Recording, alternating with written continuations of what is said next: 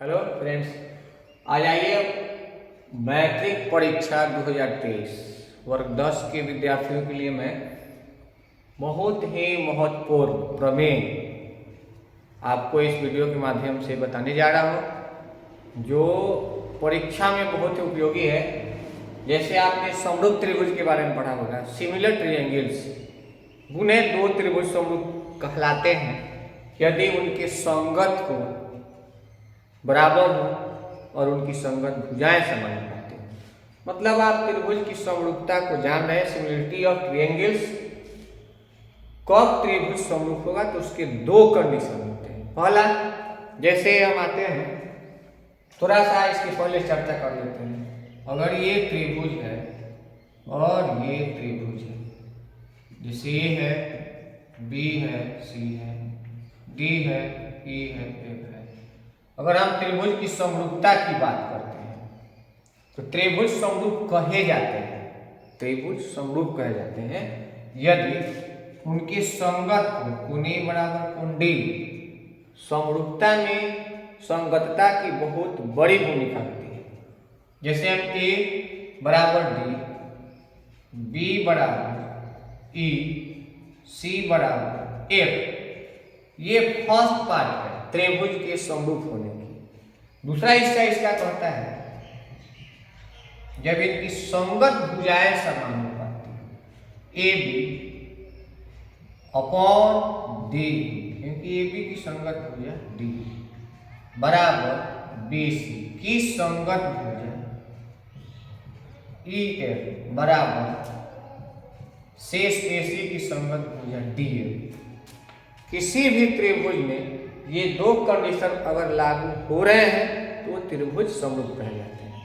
इसके माध्यम से मैं आपको आज एक प्रमेय बताना चाह रहा हूँ और बताने जा रहा हूँ कि बहुत ही इंपॉर्टेंट है। क्या है? दो समरूप त्रिभुजों के क्षेत्रफलों का अनुपात, यानी कंडीशन डाल दिया, दो समरूप त्रिभुज, यानी किसी दो त्रिभुज की बात नहीं कर रहे हैं, यह सिर्फ दो समरूप त्रिभुज की अभी बात कर रहे हैं। दो समरूप त्रिभुज के क्षेत्रफलों का अनुपात, यानी उनके क्षेत्रफल, त्रिभुज के कई पार्ट्स होते हैं, तो दो समरूप त्रिभुज के क्षेत्रफलों का अनुपात उनकी संगत भुजाओं के वर्गों के अनुपात के बराबर होता है। यह थ्योरम बता रहा है, यही आपको प्रूफ करना है। तो पहली कंडीशन क्या है हमारा कि दो त्रिभुज दिया हुआ है। कैसा दिया हुआ है? त्रिभुज समरूप दिया गया। तो हम यहाँ क्या करते हैं, दो त्रिभुज ड्रॉ कर लेते हैं।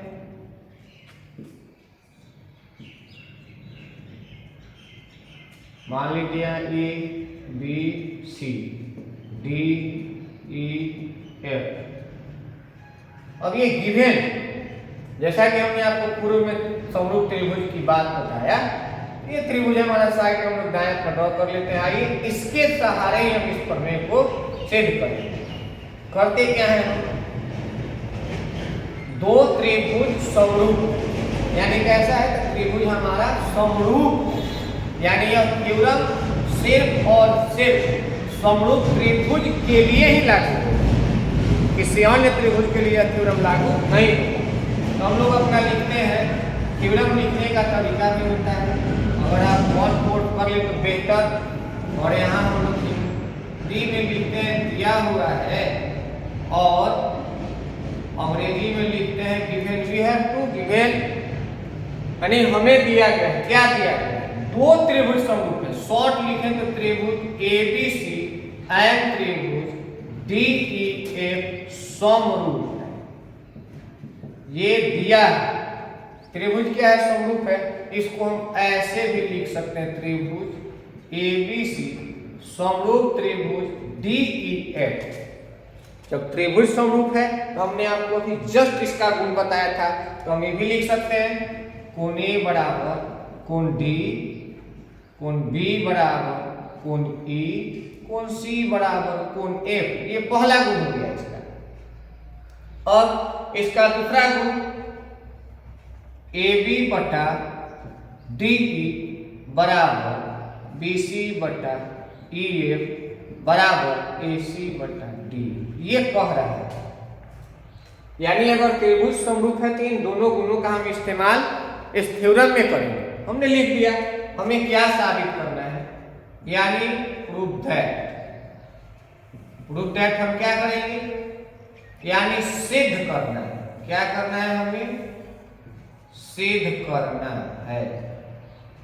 क्या सिद्ध करना है भैया, कि त्रिभुज अगर समरूप है तो इनके क्षेत्रफलों का अनुपात, यानी एरिया त्रिभुज एबीसी अपॉन एरिया त्रिभुज डीई, आप इसको हिंदी में भी लिख सकते हैं, त्रिभुज एबीसी का क्षेत्रफल बटा त्रिभुज डीई का क्षेत्रफल बराबर उनकी संगत भुजाओं के वर्गों के अनुपात के बराबर। यानी थ्योरम में लिखा रहता है, आपको सिर्फ समझने की बात रहती है कहता क्या है। तो जो त्रिभुज के क्षेत्रफल का अनुपात है इनकी संगत भुजा, मान लीजिए ए बी की संगत भुजा ए बी का स्क्वायर और इसकी संगत भुजा डी का डी का स्क्वायर, यानी ए बी का स्क्वायर अपॉन डी का स्क्वायर बराबर किसी भी संगत भुजा का आप लिख सकते हैं, बीसी का स्क्वायर बटा डीएफ का स्क्वायर, एसी का स्क्वायर बटा डीएफ का स्क्वायर। यानी दो समरूप त्रिभुजों के क्षेत्रफलों का अनुपात उनकी संगत भुजाओं के वर्गों के अनुपात के बराबर, यानी एनी साइड्स, कोई भुजा आप ले सकते हैं। आइए आगे बढ़ते हैं।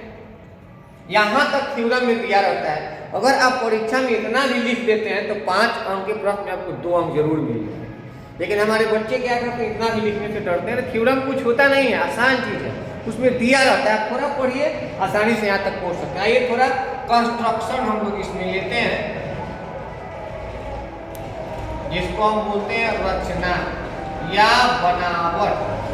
या बनावट क्या करेंगे भाई, प्रूफ करने के लिए देखिए, ए से एन लंब, ए से या बी से या सी से, कहीं से हम लंब डाल करके इस प्रमेय को साबित कर सकते हैं।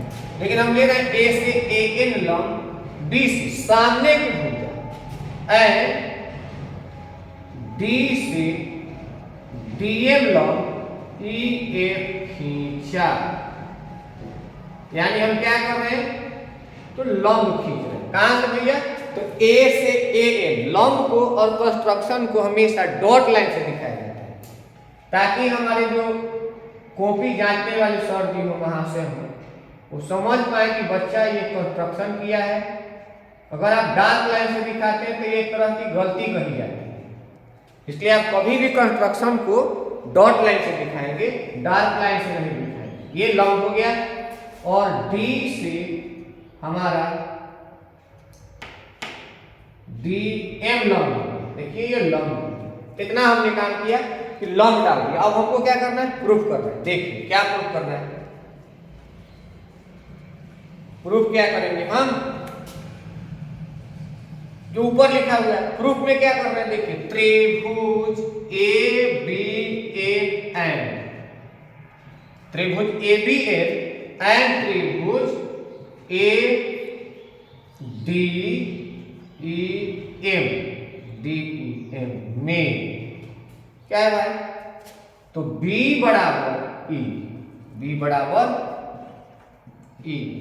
का है, क्योंकि हमको गिवन दिया है कि B बराबर ई है।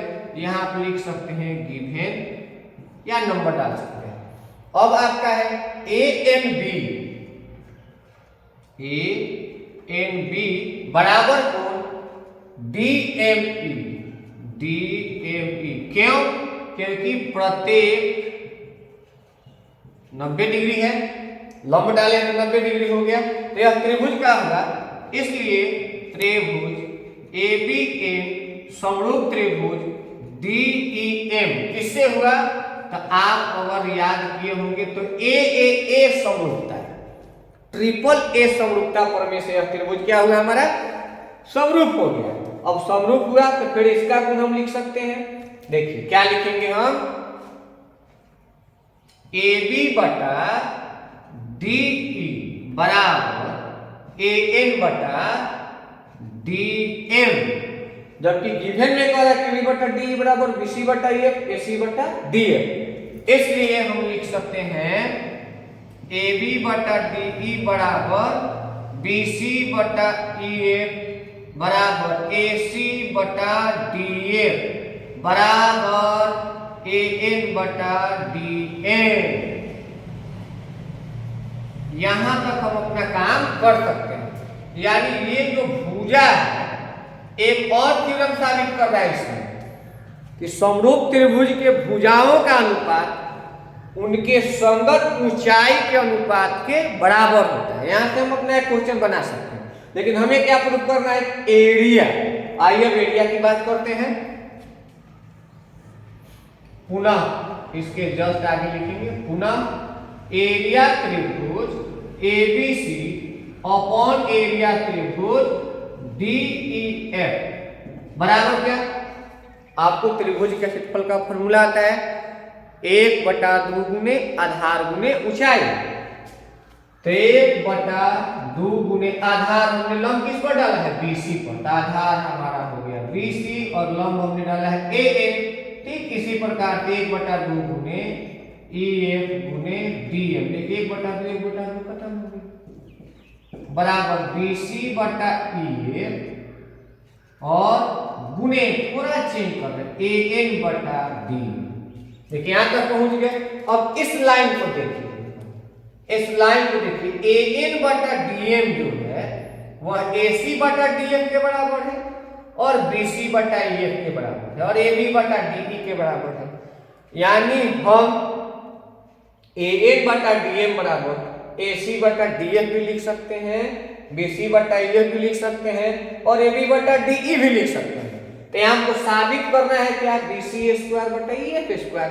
तो हम क्या करेंगे? BC को छोड़ देंगे और EF और AN बटा DM के जगह पर लिखेंगे BC बटा EF। अब देखिए आसानी से आ गया BC स्क्वायर बटा EF स्क्वायर। अब जैसे BC स्क्वायर बटा EF स्क्वायर आता है तो यहां आप साबित कर चुके हैं या गिवन में दिया हुआ है ये सभी भुजाएं एक दूसरे के अनुपात के बराबर होती हैं। इसलिए हम लिख सकते हैं एरिया त्रिभुज ABC बटा एरिया त्रिभुज DEF बराबर